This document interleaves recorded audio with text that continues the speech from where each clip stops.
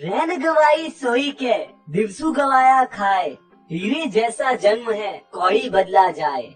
अर्थात मनुष्य सांसारिक मोहमाया में फंसा रहता है। ईश्वर तो सर्वव्यापी है और ये मनुष्य जीवन उसी परमात्मा की अनमोल देन है। इसे व्यर्थ नहीं गंवाना चाहिए। गुरु नानक देव एक महापुरुष व महान धर्म प्रवर्तक थे, जिन्होंने विश्व से संसारिक अज्ञानता को दूर कर आध्यात्मिक शक्ति को आत्मसात करने हेतु पूरी मानव जाति को प्रेरित किया।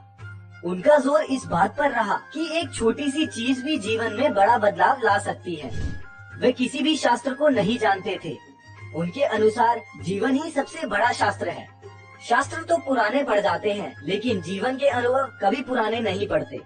नानक के बचपन में ही अनेक अद्भुत घटनाएं घटित हुई, जिनसे लोगों ने समझ लिया कि नानक एक असाधारण बालक है। गुरु नानक जी बचपन से ही कुशाग्र बुद्धि के थे। स्वभाव से वे चिंतनशील और एकांत प्रिय थे। बालावस्था में गुरु नानक का मन स्कूली शिक्षा की अपेक्षा साधु संतों एवं विद्वानों की संगति में अधिक रमता था। पुत्र को गृहस्थ जीवन में लगाने के उद्देश्य से पिता ने जब उन्हें व्यापार हेतु कुछ रुपए दिए, तब उन्होंने सारा धन साधु संतों एवं महात्माओं की सेवा सत्कार में खर्च कर दिया। उनकी दृष्टि में साधु संतों की सेवा ही सच्चा सौदा है और इससे ज्यादा लाभकारी सौदा और कुछ नहीं हो सकता। एक और चमत्कारी घटना है। नानक गर्मियों की चिलचिलाती धूप में किसी गांव में गए। वहां वह गर्मी से बेहाल विश्राम करने के लिए जमीन पर ही लेट गए। उन्हें कब नींद आ गई पता ही नहीं चला, क्योंकि एक बड़े से नाग ने अपना फन फैलाकर उन्हें छाया प्रदान कर दी थी। गांव वाले ये दृश्य देखकर अचंभित हो गए। गांव के मुखिया ने उन्हें देव स्वरूप समझकर प्रणाम किया। तभी से नानक के नाम के आगे देव शब्द जुड़ गया। वह कालांतर में गुरु नानक देव के नाम से विख्यात हुए। जब गुरु नानक देव जी को ज्ञान की प्राप्ति हुई, तब वह एक दिन भ्रमण के दौरान सैदपुर पहुँचे।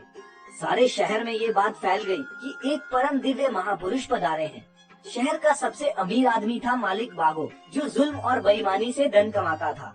वो गरीब किसानों से बहुत ज्यादा लगान वसूलता और कई बार उनकी फसल भी हड़प लेता था।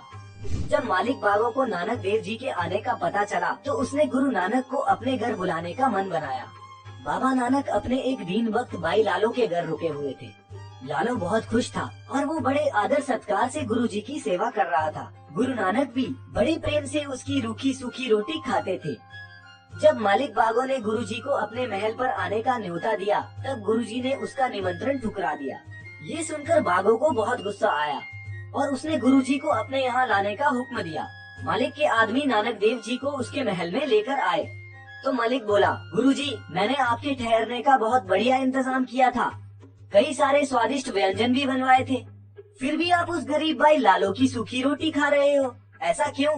गुरुजी ने उत्तर दिया, मैं तुम्हारा भोजन नहीं खा सकता, क्योंकि तुमने गलत तरीके से गरीबों का खून चूसकर ये रोटी कमाई है, जबकि लालो की सूखी रोटी उसकी ईमानदारी और मेहनत की कमाई है। मालिक बागो ने गुरुजी से इसका सबूत देने को कहा। गुरुजी ने लालो के घर से रोटी का एक टुकड़ा मंगवाया। फिर शहर के लोगों के भारी जमावड़े के सामने गुरुजी ने एक हाथ में भाई लालो की सूखी रोटी और दूसरे हाथ में मालिक बागो की चुपड़ी रोटी उठाई।